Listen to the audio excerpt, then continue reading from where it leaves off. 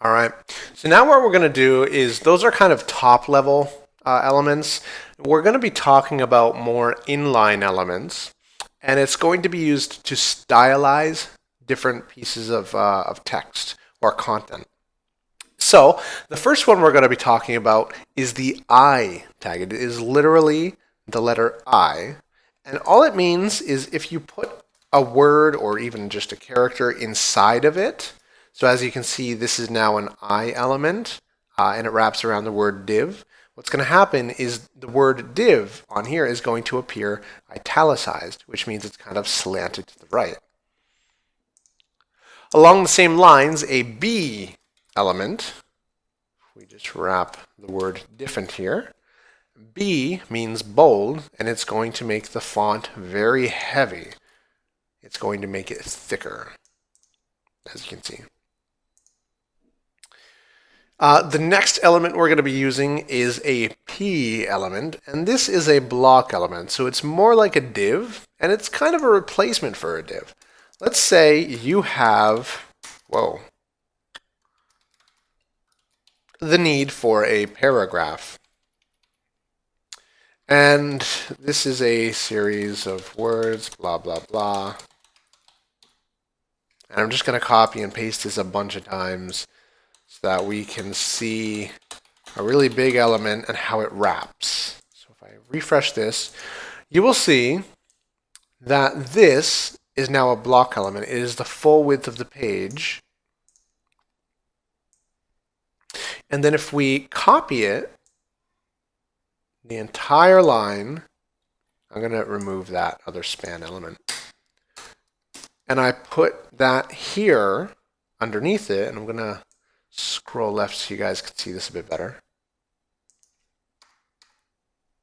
I'm going to save this. Now we have two paragraphs, and what should happen is they will display with the space of a single line between the two. So that's what a paragraph does. It adds space above and below each P element, which helps it read more like paragraphs.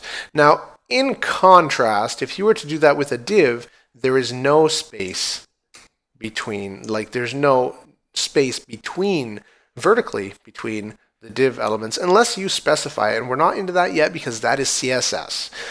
So those are some inline elements, and there is one more that I want to show you guys, and that is the A element. And what that does is creates a link. So let's save this and refresh. Did I save this? Maybe we actually need to put an href. So a link on its own doesn't do anything. What you need to do is add a property. So far we've learned about elements, and they're very simple. You just open the element, put text or content or an image or whatever within the opening and closing tags. What you can also do is specify properties. And how you do that is within the opening tag here. So I'm going to do it for the A element. You put a space, and then you type the name of the property you want to set. And this can change the appearance or functionality of certain elements. And we'll be visiting this more in the future. What we're going to do is add href, which means hypertext reference. So if this is a link, basically, it needs to point somewhere. After the property name, you put an equal sign and then quotations. There's a bit of code completion. Notice when I opened quotations, it closed it for me and put the cursor right in the middle.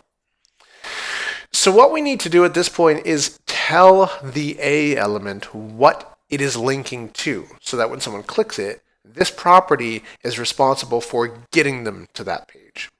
So for now, just http google.com. I'm going to save this and refresh, and now you see this looks like a link, and if you click on it, you'll see it takes you to google.com. So you can put any web address here.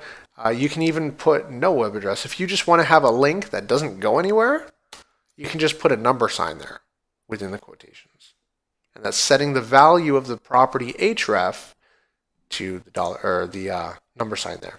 And then if you click it, it doesn't go anywhere, but it does add this to the URL. And we're going to be discussing this more later. That's a more advanced concept, I think. And we're going to be discussing it later. Right now, just know that if you need a URL or if you need a link on a page without actually making it go somewhere, that's how you do it. Or I think you can even do this, and that will just go to itself. So again, in this video, we learned some single character elements, like the I element, which italicizes text, the B element, which makes that text bold, the P element, which is kind of like a div. It's full width. It's a block element, but there's space above and below it. And then we also learned about creating links. And as you guys noticed, I didn't specify, but you guys have noticed, whatever is between the opening and closing tags of the A element is what the link consists of. And this is kind of obvious because every other element follows the same. So yeah, and we also learned about a property, and we're going to be getting more into these later. I first want you guys to be comfortable with everything else I'm teaching you. And if you don't feel like you're getting it yet, don't worry, because we're going to be doing a lot of this. And I'm a firm believer that by doing, you learn. So let's continue.